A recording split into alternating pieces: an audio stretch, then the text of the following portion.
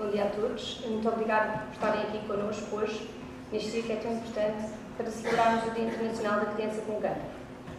Antes de passarmos aos painéis, e porque sobrevivência é muito mais do que sobreviver, eu chamo a doutora Ana Maia Ferreira para abrir o tema central deste seminário.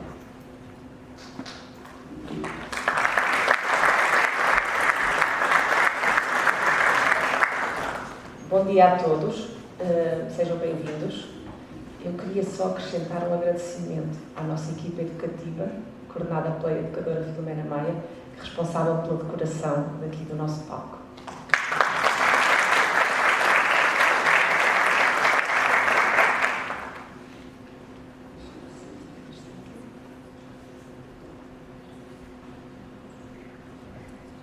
E então, vamos falar de sobreviventes.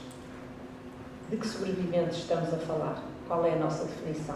Todos os cidadãos que têm antecedentes de cancro com diagnóstico em idade pediátrica. É destes que estamos a falar.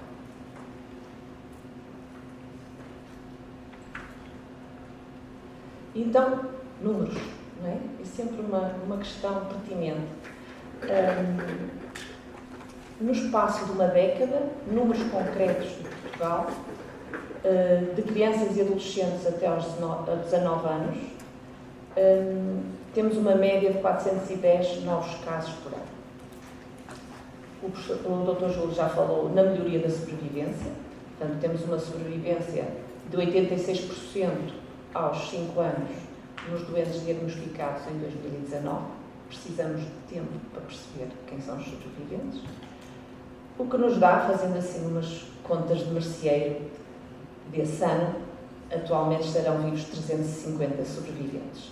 Se pensarmos assim num período de 10 anos, daqui a 10 anos teremos 3.500 adultos sobreviventes de cancro pediátrico a partir de 2019 para cá.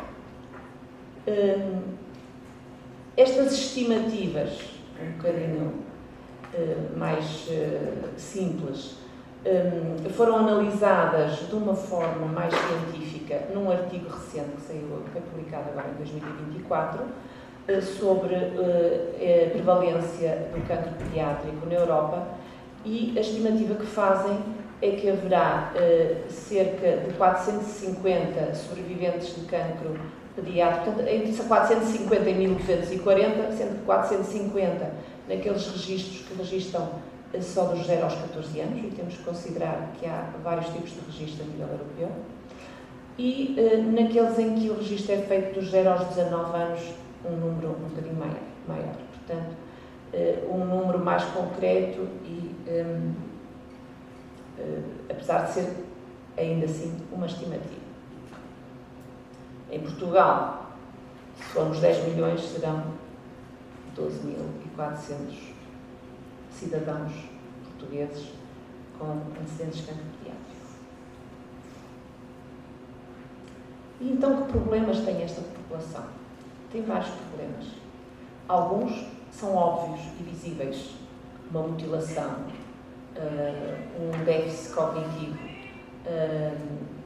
a criança que fica muito pequenina. Mas há outros que estão ocultos e que não são menos importantes, como todos os que se prendem com a gestão emocional e psicológica de tudo o que lhes aconteceu. A criança que inicia o tratamento com cancro não é a criança que acaba. Passou por vários traumas, passou por uma experiência em que foi afastada daquele que era o seu ambiente habitual, e numa idade, muitas vezes, em que tem dificuldade em compreender o que lhe está a acontecer. Às vezes, só mais tarde, é que começa a recordar e procura o entendimento do que lhe aconteceu.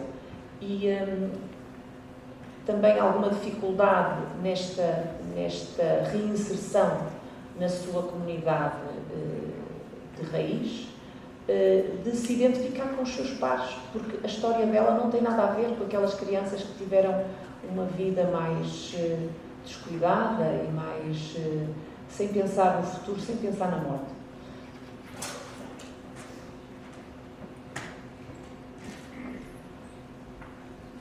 O cancro,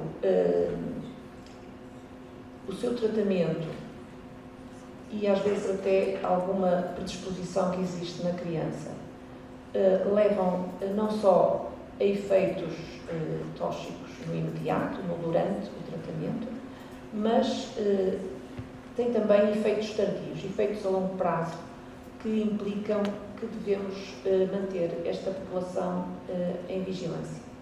Que efeitos? Efeitos vários sobre o desenvolvimento psicomotor, sobre o crescimento, mas também endocrinológicos, cardíacos, musculoesqueléticos, renais, pulmonares, hepáticos.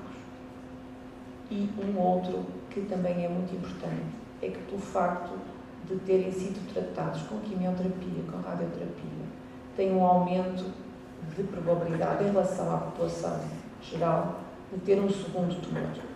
E isto é uma vigilância que temos de ter como preocupação. O risco está relacionado com a própria doença. Um tumor do sistema nervoso central, pelo facto de termos que tratar aquela área tão sensível, tem com mais facilidade sequelas do desenvolvimento psicomotor, motoras,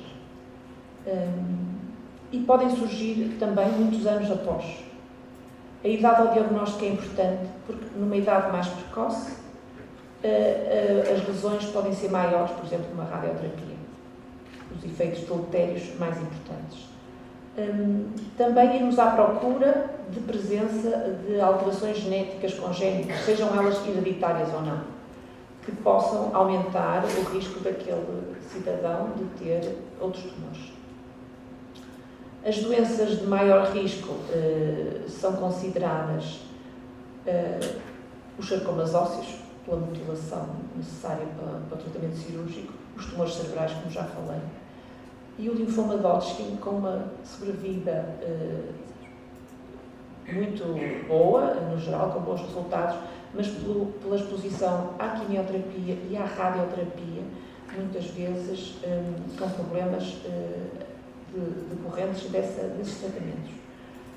Neste artigo, que é um bocadinho antigo, 2014, mas também se reporta a um grupo nos Estados Unidos de doentes tratados em idade pediátrica entre 1970 e 1986, portanto já temos um seguimento grande destes doentes, em que mais de 50% desta população tinha até aos 50 anos de idade complicações graves, fossem elas incapacidade, fossem elas uma doença grave ou mesmo uma morte prematura.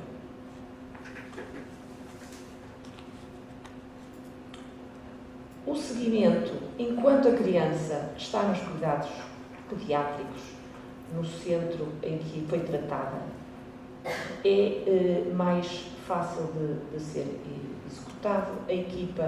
As equipas em Portugal têm todas uma abordagem multidisciplinar e até aos 18 anos, ou às vezes um bocadinho mais, conseguimos manter uma vigilância com atenção a todos estes aspectos. Há alguns problemas que se põem na passagem para os cuidados de adultos, mesmo dentro da instituição, porque nos cuidados de adultos o número de doentes é maior, a dificuldade em abarcar este seguimento é maior também, porque precisam de receber doentes novos que não têm espaço para abarcar todos os doentes, e também após alta, quem é que vai seguir estes doentes. Há vários modelos. E há vários modelos em Portugal, e há vários modelos na Europa, e há vários modelos no mundo. Que basicamente têm duas vertentes, uns mais baseados nos cuidados de saúde primários e um outro modelo em que se tenta criar clínicas multidisciplinares para sobreviventes, em que num mesmo dia a criança ou o adulto é visto em várias perspectivas, a nutricional, a perspectiva social, a perspectiva psicológica e também a perspectiva médica.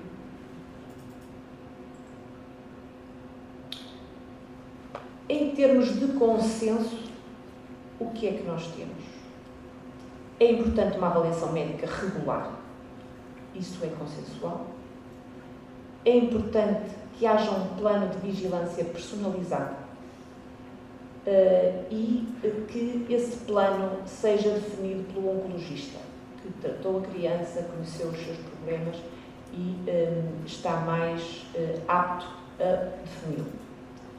E depois é muito importante a transmissão da informação relevante. A transmissão ao adulto jovem que teve cancro, a transmissão à família também e a transmissão a todos os intervenientes, à escola, ao centro de saúde, ao médico de família ou outro médico assistente a quem a criança possa recorrer. Podemos pensar em termos nacionais, mas também podemos pensar em termos europeus. Quantos dos nossos jovens não vão trabalhar para outro país? Quantos dos nossos jovens não vão estudar para outro país? E precisam na mesma de ter cuidados de saúde.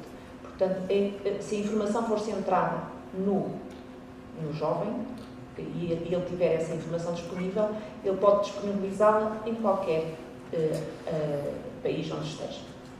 Houve um projeto, ou há um projeto, do passaporte do sobrevivente, que seria um ficheiro informático onde esses dados estariam centralizados, mas esse tipo de projetos requerem dinheiro, estão limitados aos países que estejam a fazer esse tipo de registro e também dependem do jovem ir para um país em que essa função está disponível. Portanto, apesar de tudo, eu penso que a nota de alta bem feita, com tudo lá escrito, em que o jovem fotografe e guarde no seu telemóvel, por exemplo, tem que estar disponível e é muito importante. Que tipo de informação? Há muita informação que tem que lá estar, que se prende, sobretudo, com o tipo de cancro, que tratamentos fez, se fez cirurgia, que cirurgia fez, se fez quimioterapia, que dose total de quimioterapia, porque isso vai interferir nos riscos a que este jovem está sujeito. A radioterapia, que locais foram irradiados, qual foi a dose.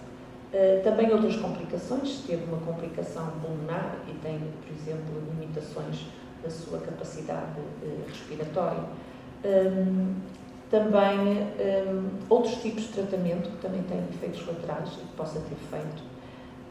E também muito importante a data do final do tratamento, para percebermos quanto tempo passou e até que ponto o risco de uma recaída é uma preocupação ou não. Também, muito importante perceber se há uma informação sobre a genética, quer do tumor, porque isso tem a ver com o risco de uma recaída, quer uma genética da criança que tem uma predisposição para algum tipo de tumores, para dar essa informação e a vigilância ser adequada. No IPO, a nossa experiência é com este modelo com base nos cuidados primários. Penso que no São João também é esse modelo. E tentamos que a nota de alta tenha todas essas informações em relação à doença, mas também alguns recursos e informação sobre os recursos.